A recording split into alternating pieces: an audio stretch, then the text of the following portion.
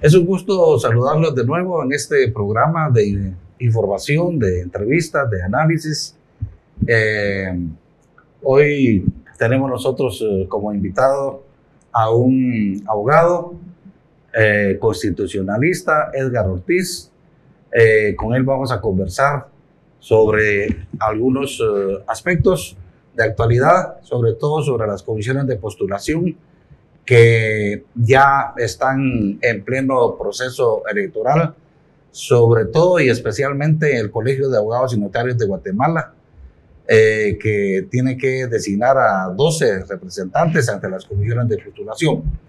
Bueno, y esto es un hecho que, para empezar, yo diría que un poco extraño que abogados vayan a las comisiones de postulación y que la sociedad en general no tenga, digamos, una participación o una representación más activa en algo que compete a todos los ciudadanos, porque la elección de magistrados, de presidentes, de salas de apelación, es decir, la justicia misma, es un hecho que compete a todos los ciudadanos, pero que desafortunadamente pasa por unas comisiones de postulación y luego llegan las listas al Congreso de la República, que es usualmente quien los designa de las listas que mandan las comisiones de postulación, se supone que ya depuradas.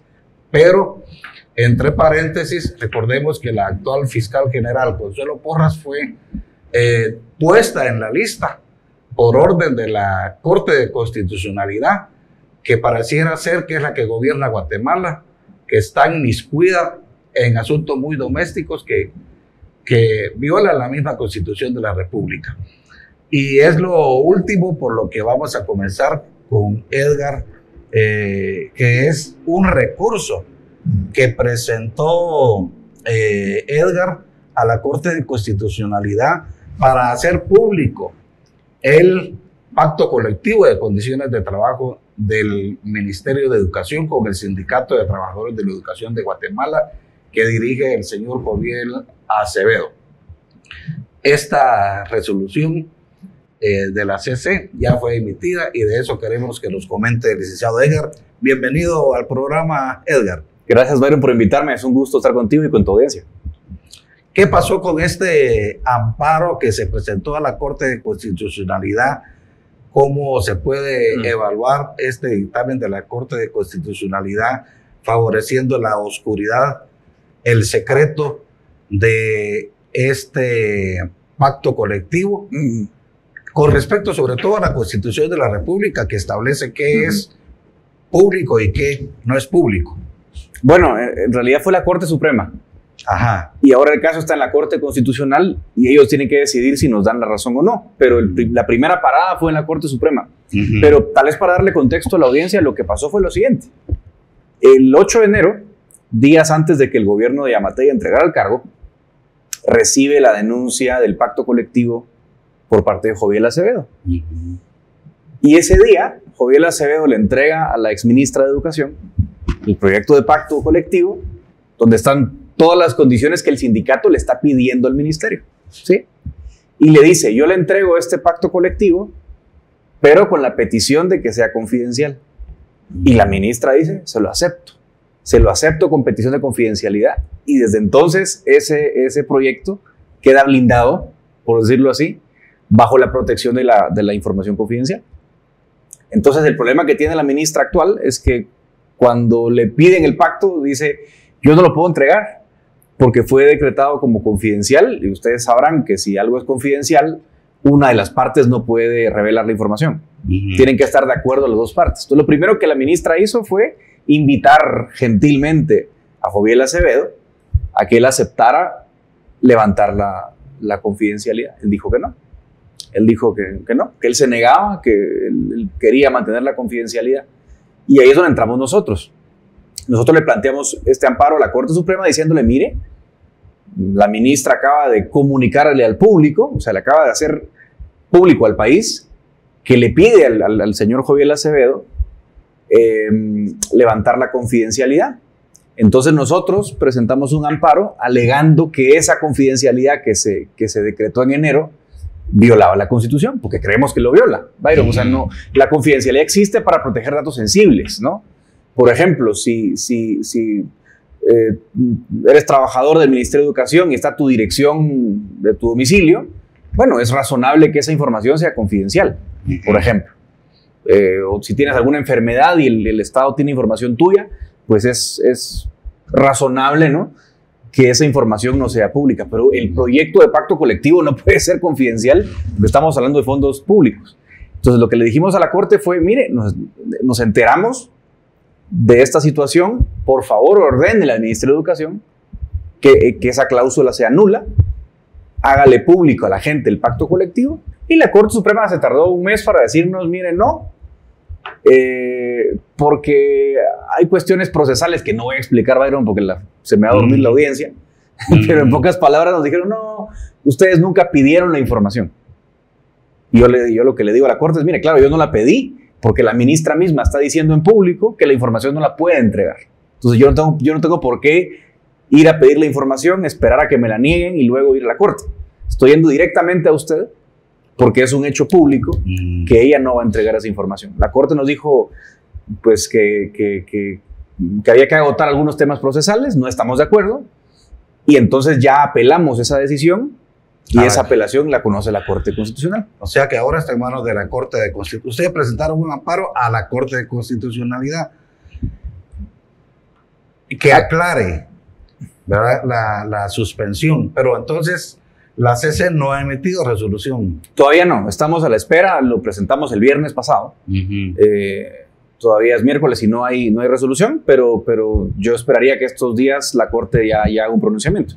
Bueno, pues ojalá que la Corte de Constitucionalidad dictamine sobre lo que es correcto, que es que ese pacto sea conocido, porque si no, sí sería, ¿cómo podría considerarse una resolución negativa de la Corte?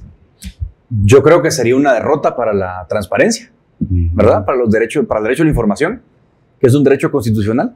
Todos tenemos derecho a conocer lo que se hace en las entidades del Estado. Y una resolución adversa sería un triunfo para la opacidad tremendo. Sí, bueno, hay que esperar, ¿verdad?, que esta Corte tan criticada por sus resoluciones emita una resolución que permita que la opinión pública conozca ese pacto colectivo de condiciones de trabajo. Bueno, ahora el punto de las comisiones de postulación. Ya está abierto el proceso. Se han presentado, me parece que 8 planillas, ¿verdad? 9 planillas y más de 130 candidatos para que la elección en el Colegio de Abogados decida sobre quiénes son los representantes del Colegio de Abogados. ¿Y qué se espera de esta elección? ¿Y cuándo es la elección? Bueno, esta elección es el 21 de junio. Yo creo que lo explicabas bien en la introducción, pero yo creo que la población no entiende este proceso, ¿no? Porque le queda, como decías, no hay mucha participación, le queda muy ajeno. Entonces, como bien decías, hay una comisión de postulación que le envía la lista al Congreso, que está formada por 12 representantes del Colegio de Abogados, 12 representantes que eligen los propios jueces y magistrados. Sí, algo también... ¿Que eso va a pasar el viernes? Algo también muy cuestionable. Y algunos de ellos se postulan. Algunos de ellos se postulan, entonces hay 2 comisiones de postulación, hay que declarar a la población. Pero digamos, son 12 electos por el Colegio de Abogados, 12 que eligen los propios jueces o magistrados, 12 decanos de las facultades de Derecho y un representante de los rectores que preside cada comisión. Entonces, como bien decías, en una comisión eligen a los 12 representantes de magistrados de sala de apelaciones. En la otra comisión están los magistrados de Corte Suprema de Justicia. Y entonces unos se postulan a la otra, ¿no? Y se van hablando, mira Byron, yo voy de magistrado de Suprema y vos me decís, bueno, yo voy de sala, gracias. Y entonces ahí intercambiamos un poco de favores, ¿no? Eso ha pasado antes, no lo estoy especulando, ha pasado. Entonces, a ver, primera parada, los jueces van a elegir a sus representantes este viernes, 7 de junio. Pero la elección, por ahí no vamos a hacer nada, ¿verdad? O sea, esos son los jueces y ya. Habrá que estar atentos, pero no hay mucho que podamos hacer. Ahora, el 21 sí. El 21 de junio hay elección en el Colegio de Abogados. En cada departamento hay un par de departamentos que tienen más de una sede, pero normalmente es en la cabecera municipal. Y ahí todos los abogados están habilitados. Hemos pedido la información. Hay 35,000 abogados colegiados activos. A eso hay que sumarle otros profesionales que están colegiados en el Colegio de Abogados, politólogos, internacionalistas, criminalistas y algunas otras profesiones que también están colegiados. Ojo, no todos los politólogos se colegian, pues porque no le ven mucho sentido y la verdad es que tienen razón. Los que están colegiados pueden votar. Entonces, el método de elección es el siguiente. Ustedes llegan el 21 de junio, votan y los 12 puestos se asignan de manera proporcional. Es decir, no es que la planilla que ganó se lleva los 12 asientos, sino que se van asignando proporcionalmente los asientos según los votos. Más o menos como elegimos diputados al Congreso. Una fórmula muy parecida, ¿verdad? Entonces, hay 9 planillas, algunas ganarán 2 o 3, otras 4, otros 1, ¿no? Y es importante que la gente se informe. Por ejemplo, Guatemala Visible, yo le invito a la población, Guatemala Visible es un bonito trabajo recopilando la información, porque lamentablemente en el colegio no hay mucha información. Si ustedes se meten a la página, no van a encontrar nada de las planillas. Pero Guatemala Visible sí hace un trabajo importante transparentando quiénes son los candidatos, cómo se llaman las planillas. Entonces, ese día, literalmente los abogados van a votar con su carnet, les dan una hojita en blanco, así, no es broma, o sea, no es una boleta en la que el abogado va a ver las 9 opciones, sino le dan un papelito en blanco y le dicen, escriba a mano el número de planilla por el que usted quiere votar. Por planilla. Entonces, por eso la gente tiene que saber con anticipación qué planillas hay, cuál es el número de planilla que le gusta. Pero si hay una planilla ganadora, quiere decir que toda la planilla gana. No. ¿O hay alguna distribución de acuerdo a los votos? Es como el Congreso, la misma fórmula para elegir diputados, ¿no? Tú postulas 12. Es casi imposible que gane los 12 asientos por la fórmula proporcional. Entonces, si ganaste 4 asientos, pues van a entrar la persona que va en el puesto 1 al 4. ¿Sí? Entonces, por eso digo que es importante ver las planillas, quiénes están en los primeros 3, 4 puestos, que son los que tienen opción de entrar. Ya los que están en el 5, 6, 7, 8, 9, 10, bueno, es difícil que logren una representación, ¿no? Sí, cuando es por cargos, bueno, todo tiene sus ventajas y desventajas, pero a veces las juntas directivas no son tan homogéneas en cuanto a las decisiones. Pero es bueno porque permite que haya oposición interna a ciertas decisiones que pueda tomar el presidente del Colegio de Abogados, digamos. Ahora, ¿cómo está la elección? ¿Cómo están distribuidas, digamos, los intereses en cuanto a la elección? Porque aquí hay sectores que quieren el control de las comisiones de postulación o tener un mayor grado de influencia en las comisiones.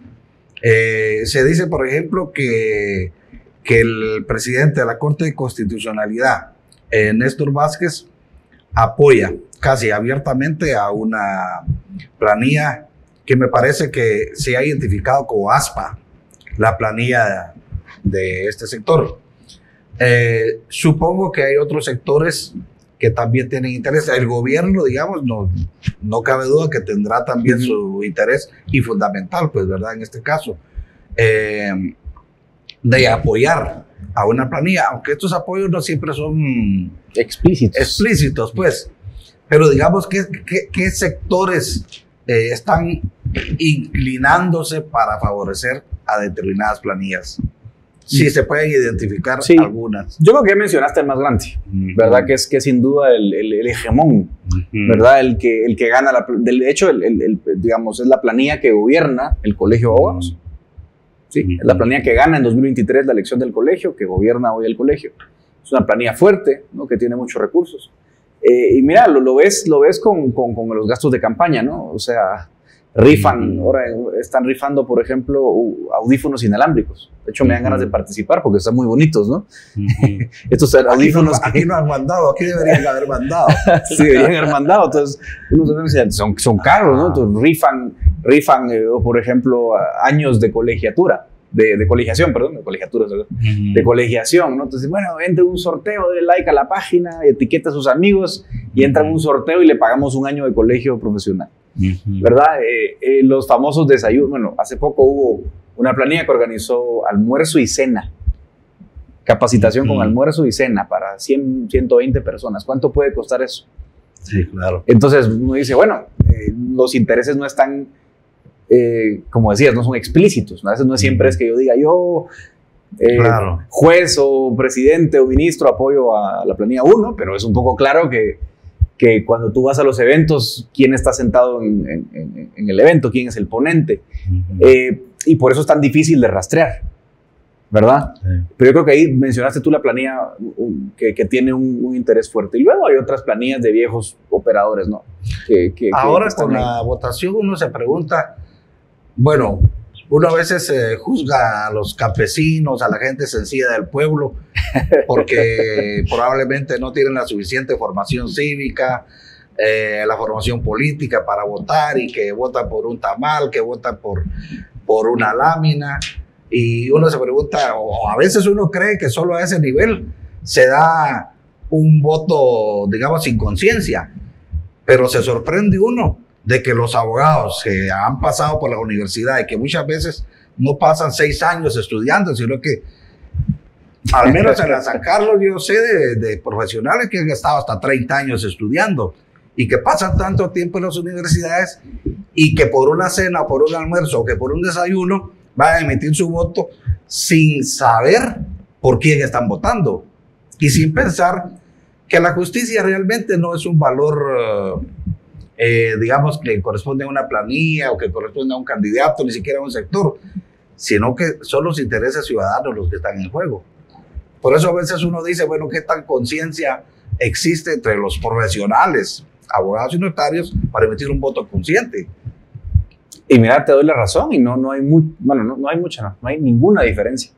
Cuando tú ves el comportamiento en la elección del colegio de abogados, las edecanes, los regalos, la comida, las fiestas, es muy parecido. Solo agrego un dato más. Lo triste de esto, yo no sé, a ti te debe pasar también, porque me pasa a mí muy seguido. Te encontrás un amigo y te dice, como sabe que estás muy pendiente de la política, te dice, ay, Byron, qué mal está todo, ¿verdad? ¿Qué hace uno? Te dicen siempre, ¿no? ¿Qué puede hacer uno? No sé si te pasa, pero a mí me pasa mucho. Les digo, bueno, pues aquí sí tienen algo que hacer. Abogados, hay 35,000 abogados colegiados. ¿Cómo es posible que voten 7,000, 8,000? Sí, para empezar, ¿verdad? ¿Dónde están los otros 22,000 que se quejan? No, el país está mal, sí, que la corrupción, claro, pero hay 25,000 personas que pueden hacer una diferencia. Porque fíjate, si votan, digamos que hay 35,000 abogados, un voto entre 35,000 pesa más que un voto por la presidencia. Porque un voto por la presidencia es un voto entre, ¿cuántos votan? 4 millones, 5 millones. Bueno, entonces digo, a ver, también hay que hacer un poquito de conciencia. Si los que votan, algunos votan como inducidos por los regalos, ¿no?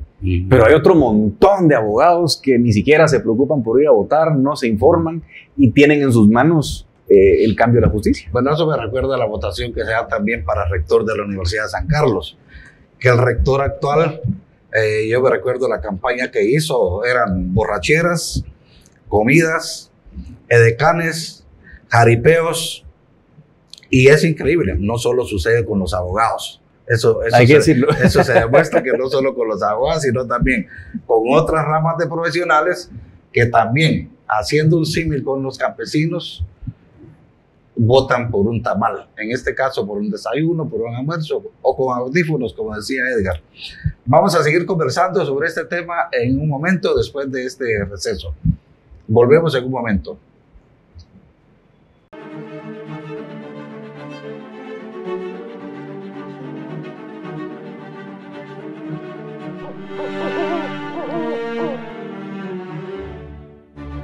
Estamos conversando con el abogado Edgar Ortiz sobre diversos temas relacionados con el sistema de justicia, particularmente sobre el tema de comisiones de postulación.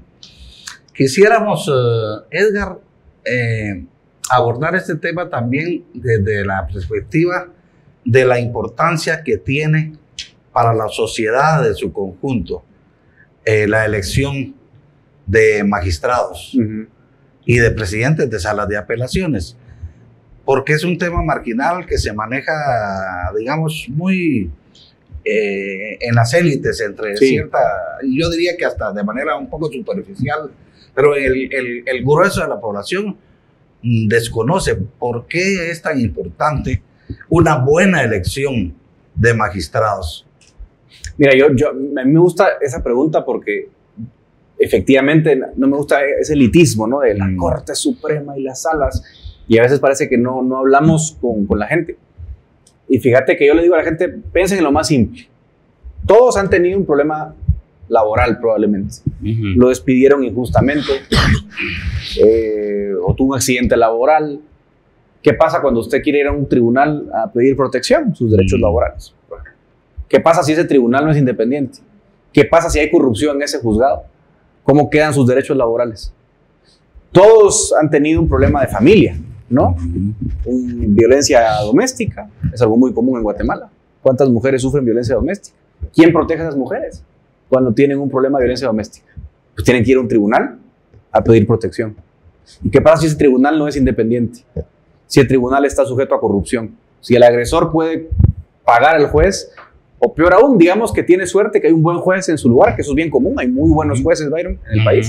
Pero ¿qué pasa si usted va al juez, el juez valiente protege a la mujer agredida y el agresor consigue un abogado de estos mañosos y compra al tribunal de apelaciones y libera al agresor? Eso pasa todos los días. Entonces no son cosas que estén ajenas a la población en general. Son cosas que la gente vive día a día. ¿Qué pasa cuando hay un hecho de delincuencia común? ¿Quién va a juzgar a ese delincuente que lo detuvieron? Bueno, si tenemos suerte que lo detuvieron, pero algunos los detienen, ¿no? Robando o matando. ¿Quién va a juzgar a ese delincuente? Un juez. Y también es muy común que estructuras de corrupción puedan comprar una libertad para un delincuente en una sala de apelaciones, etcétera, ¿no? Entonces, cuando lo vemos así, nos damos cuenta que no es un tema tan ajeno a nosotros, que la justicia nos tiene que importar a todos. Y por supuesto, te voy a poner yo creo, el núcleo central que a mucha gente le preocupa de la justicia, y es la corrupción en el gobierno. Cuando hay un hecho de corrupción en el gobierno, vamos a ver, hay un señor, no voy a decir nombres. ¿Te acordás que lo encontraron con 122 millones de quetzales en efectivo? Sí, claro. Y salió libre. Porque una vez toda la apelación dice, no, mire, sí, cualquier cosa, ¿no? Eso es lo que yo estaba por señalar, pues que realmente el tema de corrupción es un tema que nos compete a todos. Sin embargo, el guatemalteco se molesta y realmente pues se decepciona del sistema de justicia cuando se deja en libertad a un corrupto. A alguien como Sinibaldi, como Valdizón, como Benito, que por el asunto del liberamiento en Chimaltenango, gente que ha robado millones y que la dejan con medida sustitutiva, casi en libertad. Estos casos son indignantes, pero ocurren cuando un juez o un magistrado pues emite resoluciones que no siempre son castigadas, porque en Guatemala el prevaricato, que es un castigo que debería tener un juez, cualquier juez, no se aplica. Solo un caso conozco yo en los últimos 20 años de prevaricato que se ha dado. Y de ahí hay impunidad casi total para que los jueces emitan resoluciones ilegales. Y esto es un asunto que tiene que ver con la elección de magistrados en las comisiones de postulación. ¿No es así? Totalmente. Y fíjate que hay que hacer un llamado, porque a veces la gente se dice, no, pero ustedes critican y tal. Y digo, no, a ver, yo quiero decir algo también importante. Hay mucha gente buena en la judicatura. Hay muchos jueces buenos. Sí, hay muchos magistrados buenos. El problema es que cuando la corrupción empieza a ganar, los magistrados buenos tienen que agachar la cabeza o los van sacando. O si el Ministerio Público los persigue también, como ha sucedido. Entonces, y me los exilia. Por miedo, emite resoluciones acomodadas a lo que el Ministerio Público les dice. Y aquí tocaste otro punto muy importante. El Ministerio Público es famoso en estos años por montar casos infundados. Simplemente para intimidar ex jueces, ex fiscales. Y uno dice, bueno, pero vamos a ver, la gente en la casa no entiende cómo funciona un juicio. Pero un juicio funciona así. Hay un juez y hay dos partes. El juez simplemente es el que tiene que decir si si le da trámite a las peticiones de una parte o de la otra. Cuando hablamos de casos criminales, penales, la parte acusadora siempre es el Ministerio Público. Tiene mucho poder, pues, porque puede acusarte, te puede montar un caso. Pero, ¿cómo contrarrestamos un Ministerio Público que abusa de su poder? La única forma de contrarrestar a un Ministerio Público que abusa de su poder es con buenos jueces. Porque un buen juez que se siente protegido por el sistema le va a decir al Ministerio Público, momentito, ese caso no va. Incluso hemos visto ahora que al Ministerio Público se le han caído casos que están evidentemente armados para intimidar. El caso USAC, por ejemplo. Mira cuánta gente está en libertad hoy que fue acusada por el Ministerio Público el año pasado. De hecho, hace pocos días acaba de salir libre el último grupo de acusados, donde tristemente iban exautoridades de la universidad. Recuerdo al doctor Velázquez, por ejemplo, entrando en esa carceleta a tribunales injustamente, y fue liberado porque el juez dijo, miren, aquí no hay nada. Claro. Entonces, si tuviéramos más jueces independientes, más magistrados independientes, el Ministerio Público no tendría el poder que tiene hoy. Sí, pero todavía tiene mucho poder este Ministerio Público, porque nosotros, los periodistas, incluso tuvimos un caso, se presentó un amparo. ¿Tú lo tuviste, sí? Hace un año, el 3 de mayo del 2023, y hace poco una jueza, no recuerdo el nombre en estos momentos, declaró improcedente. Y cuando estuvimos en la audiencia y vimos la defensa que hizo el Ministerio Público, por cierto, llegó el señor Rafael Curuchiche, era una defensa bastante ridícula, bastante trivial, sin fundamento, casi no tenía que ver con lo que se estaba discutiendo, y sin embargo, esta jueza declaró improcedente el amparo. Suceden casos así, y esto es para entender los riesgos que tiene el hecho de que sean electos magistrados corruptos, sin solvencia moral, ética. Se circula por ahí el rumor de que, bueno, a la misma CC se le menciona, ¿verdad? Porque actualmente todo lo malo se le tilda a la CC, ¿verdad? Incluso ahora la CC le ha puesto, en lugar de ponerle doble C, le han puesto doble K, ¿verdad? Porque es un riesgo para el sistema democrático, muchas de las resoluciones que toman. Se le está mencionando porque el plazo para la elección me parece que es el 12 de octubre, sí, si no me equivoco. Y entonces, si para esa fecha no se han electo los magistrados, entonces van a continuar los actuales magistrados. Y parece que esa es una corriente que está manejando el que se denomina pacto de corruptos, que es que estos magistrados actuales continúen en los cargos.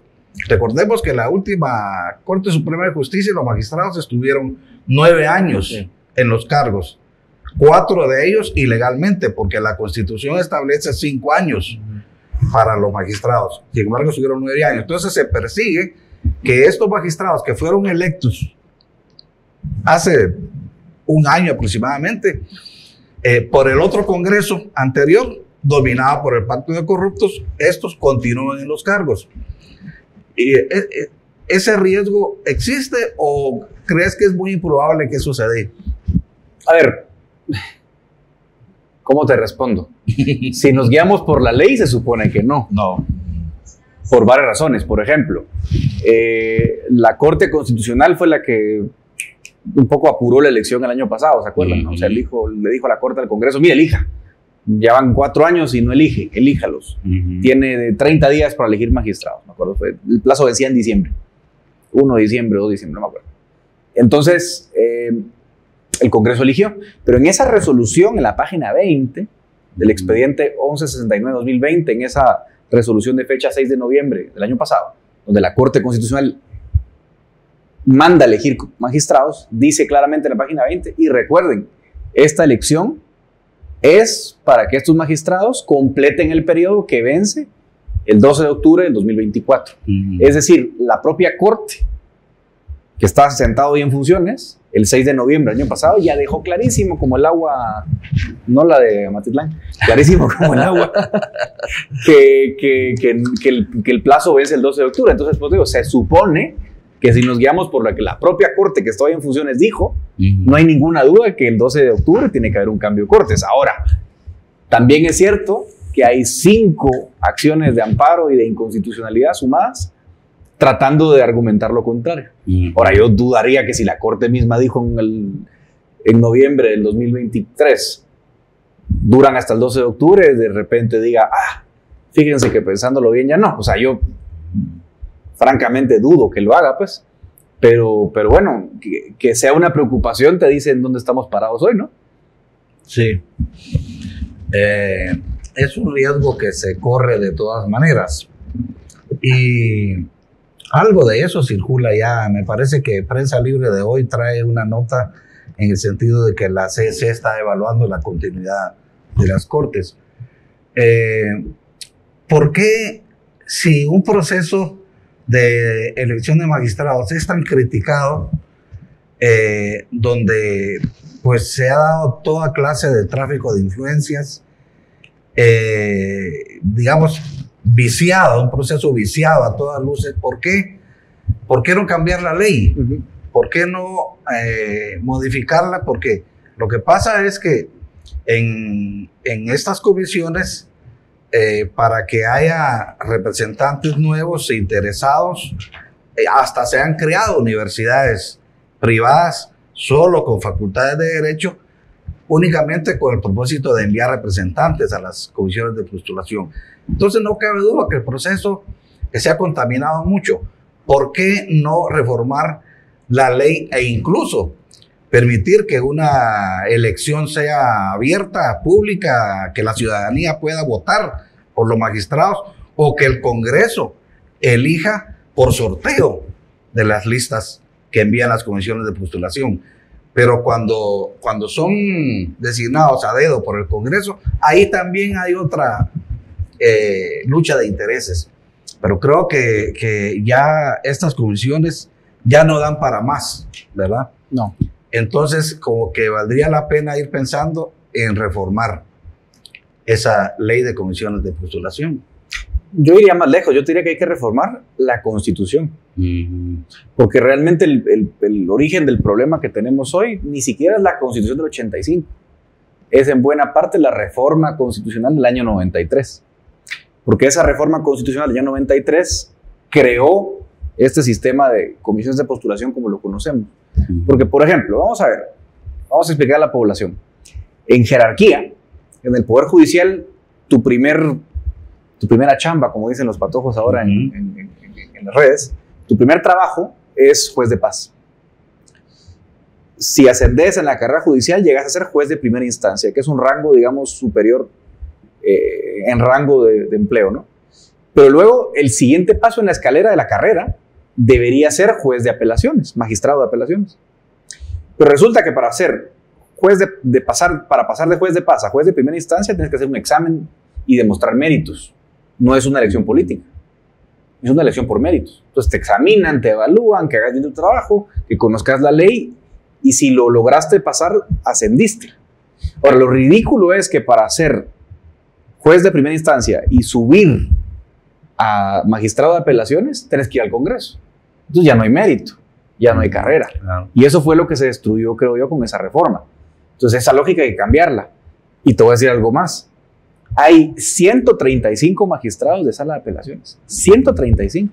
¿Ustedes creen que el Congreso, cuando le llegue la lista de 270 nombres, se va a poner a ver si cada uno... no. Se ponen de acuerdo, muchachos, hay un montón de nombres. Manden la lista de los que son y ya. Entonces no hay ningún mérito. Y te debo decir una cosa, no conozco ningún país del mundo civilizado que elija así sus cortes. O sea, no existe ningún país donde las cortes de apelaciones las elijan así de tajo cada 5 años en el Congreso. Entonces ese es el problema del sistema. No puedes estar permitiendo que la carrera dependa de la política. La carrera tiene que depender del mérito. Y eso no se puede arreglar, lamentablemente, cambiando la ley. Tenés que cambiar la Constitución. Y sabemos que en Guatemala es difícil cambiarla porque necesitas 107 votos en el Congreso. Y luego ir a una consulta popular para que la gente diga, sí, acepto cambiar la Constitución. ¿Y para qué se quiere la reforma? Ajá. Salvo que se convoque a una asamblea constituyente. Ni siquiera, porque la Constitución para ese tipo de artículos no te permite la constituyente. Te permite solo la reforma por consulta popular. ¿Verdad? ¿Qué fue lo que pasó en el 93? ¿Qué fue lo que pasó en el 99? ¿Te acuerdas? Como 98.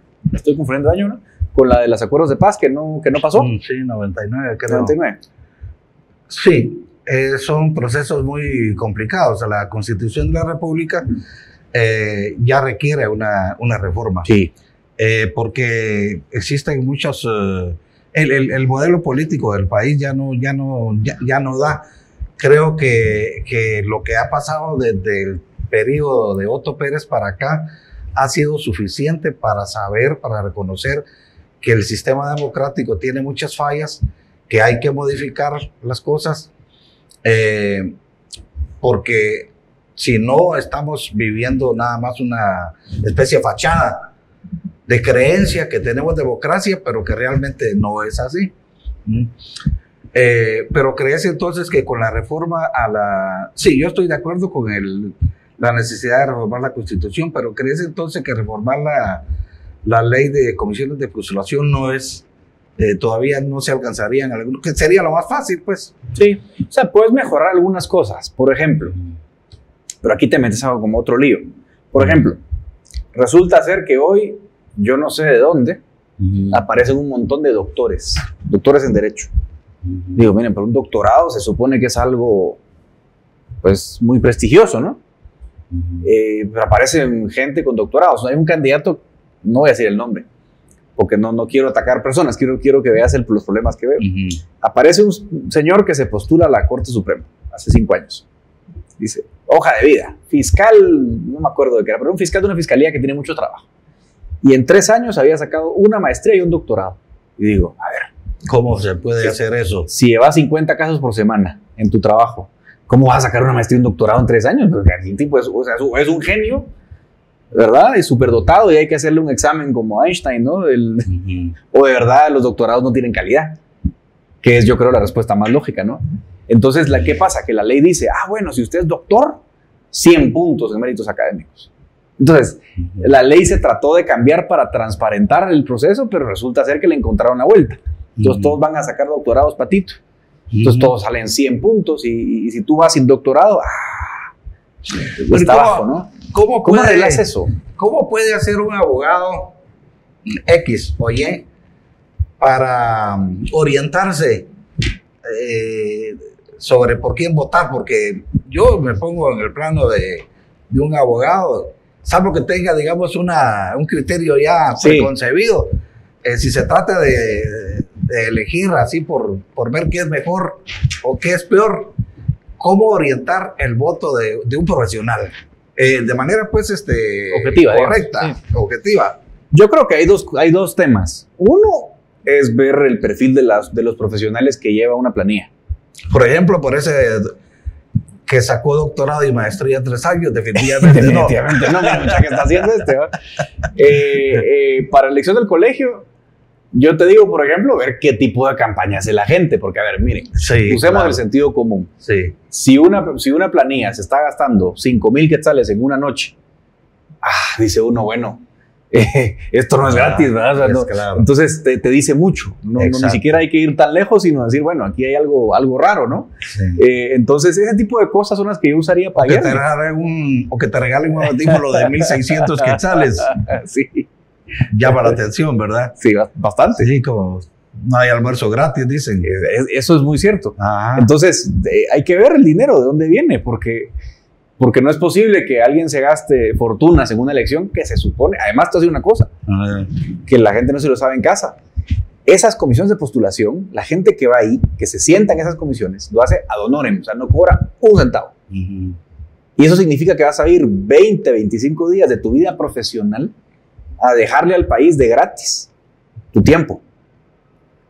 Entonces, hay gente que lo hace por honestidad y mucha gente que lo hace honestamente, pero hay otra gente que uno dice, bueno, no solo va a regalar sus 20 días de trabajo, sino que encima se gastó 40,000 quetzales en la campaña. No. O sea, esto no, o sea, 1 más 1, 2, pues. Y eso es lo que la gente tiene que ver, pero sobre todo, ya que estoy aquí en un espacio con cámara, de verdad, si conoce un amigo, amiga, abogado, díganle, usted puede hacer la diferencia. O sea, los demás, los que no son abogados, no tienen esa capacidad de influir directamente en el sistema.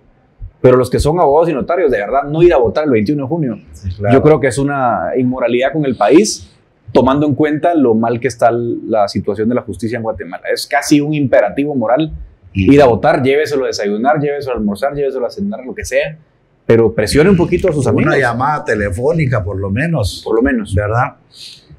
Bueno, pues estamos ya al final.